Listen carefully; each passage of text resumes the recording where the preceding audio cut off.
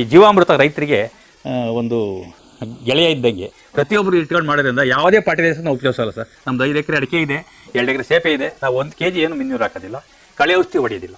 ಕಳೆ ಔಷಧಿ ಹೊಡೆದು ಹೋಯ್ತು 75,000 ಬಿಸ್ಸ ಇದು. ನಾವು ಒಂದು 6 ತಿಂಗಳು ಪ್ರಯತ್ನ ಮಾಡಿ ತರಿಸ್ಕೊಂಡಿವಿ ಇದನ್ನು. ನಮ್ಮದು ಬರೀ 12 ಟನ್ 13 ಟನ್ ಅಡಿಕೆ ಕಾಯಿ ಬಂದಿತ್ತು. ಈ ಸಾರಿ 30 ಟನ್ ಕಾಯಿ ಕೊಯ್ದಿದ್ದೀವಿ ಸರ್.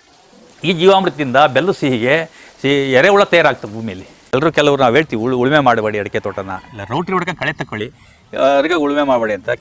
3,000 ಗಿಡ ಕೂತೀವಿ ಸರ್ 5 ಎಕರೆಗೆ. ಎಕರೆಗೆ 600 ಗಿಡ, 8 ಅಡಿ 8 ಅಡಿಗೆ. ಆದಾಯ ಇರೋದು ಇವತ್ತು ಅಡಿಕೆನೆಗೆ. ತೆಂಗಿನಾಗೂ ಇತ್ತು, ಮಾರ್ಕೆಟ್ ಇಲ್ಲದೆ ಇರೋದ್ರಿಂದ ತೆಂಗು ಬಿದ್ದೋಗಿದೆ.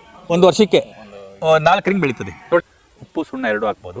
ಬಿಸಿಲು ಜಾಸ್ತಿ ಬೀಳ್ದಂಗೆ ಬೇರೆ ಕಟ್ಟಾಗದಾಗೆ ಒದಕೆ ಮಾಡ್ತೀವಿ. ನೀರು ಕಮ್ಮಿ ಇತ್ತು ಅಂದರೆ ನಮ್ದು 5 ಎಕರೆ ಅಡಿಕೆ 100 ತೆಂಗಿರೋದ್ರಿಂದ ವರ್ಷಕ್ಕೆ 25 ಲಕ್ಷ ರೂಪಾಯಿ ಆದಾಯ ಇದ್ರಲ್ಲಿ ಮಾಡ್ಬೋದು. ಕುರಿ ಸಾಗಾಣಿಕೆಲ್ಲ ಒಂದು 5 ಲಕ್ಷ ಮಾಡ್ಬೋದು, 30 ಲಕ್ಷ ರೂಪಾಯಿ ಆಯಿತು. ಈಗ ನಮ್ಗೆ 72 ವರ್ಷ ಏಜು, ನಾವೇನು ಒಂದು ಮಾತೆ ತಗೊಳ್ಳೋದಿಲ್ಲ.